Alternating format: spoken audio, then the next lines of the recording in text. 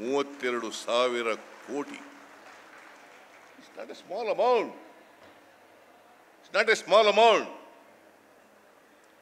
ಇದನ್ನ Europe ಕಂಟ್ರಿಗಳಲ್ಲಿ universal basic income ಅಂತ ಹೇಳ್ತಾರೆ. ನಿಮಗೆ ಕೊಂಡ್ಕೊಳ್ಳೋ ಶಕ್ತಿ ಇದ್ರೆ ತಾನೆ ಹೋಟ್ಲ್ಗೆ ಹೋಗೋದು, ಬಟ್ಟೆ ತಗೊಳ್ಳೋದು, ನಿಮ್ಮ ಮಕ್ಕಳು ವಿದ್ಯಾಭ್ಯಾಸ ಮಾಡಿಸೋದು, ಮಕ್ಕಳಿಗೆ ಯೂನಿಫಾರ್ಮ್ ಹೊಲಿಸ್ಕೊಡೋದು, ಶೂ ತಗೊಡೋದು. ದುಡ್ಡೇ ಇಲ್ಲ ಎಲ್ಲಿ ತಗೊಡ್ತೀರಿ? ಅದಕ್ಕೋಸ್ಕರ ಇದನ್ನು ಮಾಡೋದು.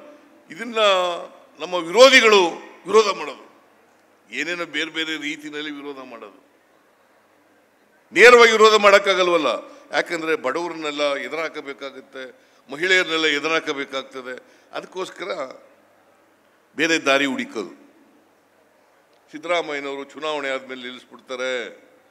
ಸಿದ್ದರಾಮಯ್ಯನವರು ದುಡ್ಡಿರೋದಿಲ್ಲ ಅಂತ ಹೇಳೋದು. ದುಡ್ಡಿಲ್ಲದೆ ಮಾಡಿದ್ದೀವ ನಾವು? ವರ್ಷಕ್ಕೆ 56,000 ಕೋಟಿ ರೂಪಾಯಿಗಳನ್ನು ಈ ಗ್ಯಾರಂಟಿ ಯೋಜನೆಗಳಿಗೆ ಖರ್ಚು ಮಾಡ್ತಾ ಇದ್ದೀವಿ. ಕರ್ನಾಟಕದ ಬಜೆಟ್ ಎಷ್ಟು ಗೊತ್ತಾ? ನೀವೆಲ್ಲ ತಿಳ್ಕೋಬೇಕು. ಕರ್ನಾಟಕದ ಬಜೆಟು ಈ ವರ್ಷ 24-25ಕ್ಕೆ 3,71,000 ಕೋಟಿ. 3,71,000 ಕೋಟಿ. ಅದರಲ್ಲಿ 56,000 ಕೋಟಿ ಖರ್ಚು ಮಾಡ್ತಾ ಇದೆ. ಅದಕ್ಕೆ ಏನು ನೆಪಗಳನ್ನ ಒಟ್ಟೋದು, ನೆಪಗಳನ್ನೆಲ್ಲ ಹಾಕೋದು.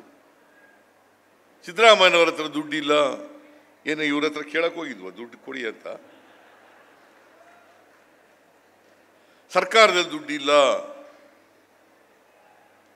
ಆಮೇಲೆ ನಾವು ಈ ಫುಡ್ ಸೆಕ್ಯೂರಿಟಿ ಆಕ್ಟ್ ತಗೊಬಂದವರು, ಫುಡ್ ಸೆಕ್ಯೂರಿಟಿ ಆಕ್ಟ್, ಆಹಾರ ಭದ್ರತೆ ಕಾಯ್ದೆಯನ್ನು ತಂದವರು ನಾಟ್ BJP, ಮನಮೋಹನ್ ಸಿಂಗ್ರವ್ರು ತಂದದ್ದು ಅಂತಕ್ಕಂಥದ್ದನ್ನು ಅರ್ಥ ಮಾಡ್ಕೋಬೇಕು.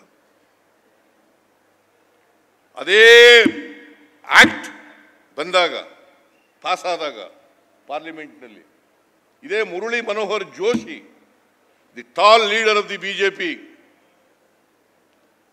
The tallest leader of the BJP, Murali Manohar Joshi oppose ಮಾಡಿದ್ರು ರಾಜ್ಯಸಭೆಯಲ್ಲಿ.